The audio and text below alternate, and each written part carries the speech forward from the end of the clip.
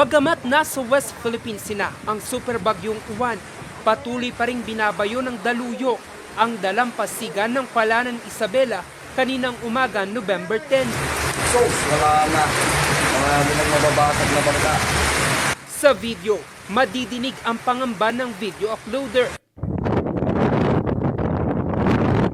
Sa paghupa ng daluyong, nagkabitak-bitak ang sahig ng basketball court na ito.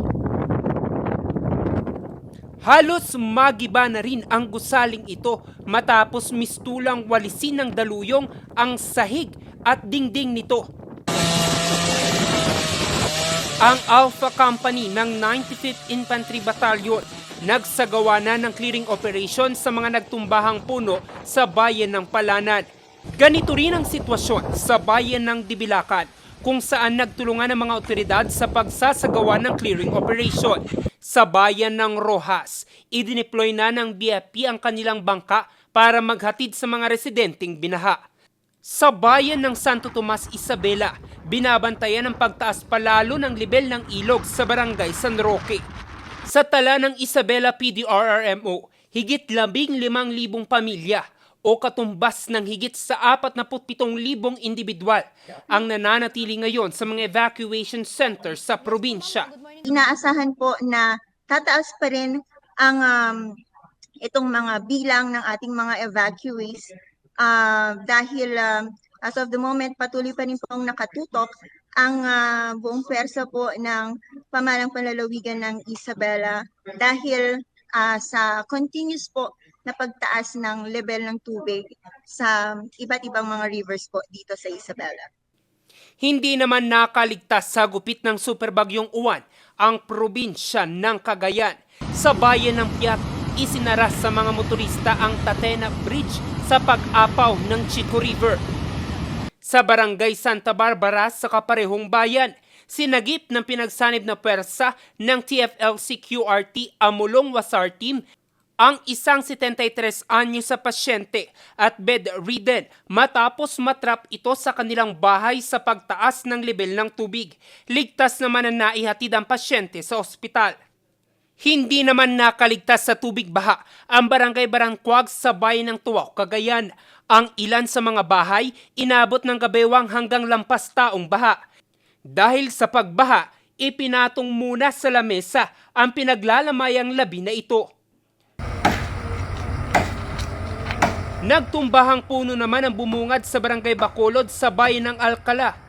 Ang mga nabuwal na puno, pinagtulungang tanggalin ng mga residente at Coast Guard. 57 pamilya naman ang nahatira ng relief goods sa barangay Marzan, Sanchez Mira, Cagayan.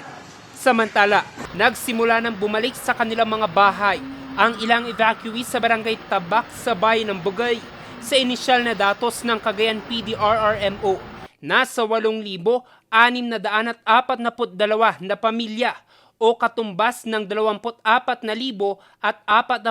na individual ang apektado ng superbagyong Uwan sa probinsya ng Cagayan. Muli po, pinapaalalahanan po natin ang ating mga kababayan na mag-ingat po at lagi po sana tayong maging aware sa mga information or misinformations po na kumakalat po, lalong-lalo na sa social media. Sa kasagsagan naman ng malalakas na hangin dala ni superbagyong Uwan, bumagsak sa lupa ang solar panel na ito sa loob ng isang farm sa bayan ng Bagabag, Nueva Vizcaya. Tinangay rin ang bubungan ng ilang bahay sa loob ng farm. Sa kalapit na bayan ng Kayapa, partikular na sa barangay Balangabang, patay ang kambal na 5 taong gulang. Ito'y matapos matabunan ng lupa ang kanilang bahay. Sugatan at nakaligtas naman ang kanilang magulang. According po sa initial investigation po ng ating kasamahan sa Philippine National Police, diyan po sa may Kayapa Police Station, nadala po ang mga biktima sa may Lieutenant Tidlang Memorial Hospital bandang 3:35 ng madaling araw. So ito pong mga nasabing biktima ay meron po tayong 2 nasawi, 2 lalaking 5 taong gulang. Ang mga nasugatan po kabilang ang kanilang mga magulang, ang kanilang ama 39 years old, ang kanilang ina 40 years old at isang batang lalaki which is 8 years old. Sa huling update ng Office of Civil Defense Region 2, kaninang alas 8 ng umaga, sumampa na sa higit 14,000 o 43,419 na individual ang apektado sa paghagupit ng superbagyong Uwan sa rehiyon. Inaasahan po natin na magbabago at tataas pa ang bilang ng ating mga datos sa mga susunod na oras. Nagsasagawa na ng Rapid Disaster and Risk Assessment ang iba't ibang bayan para alamin ang iniwang pinsala ng superbagyong Uwan.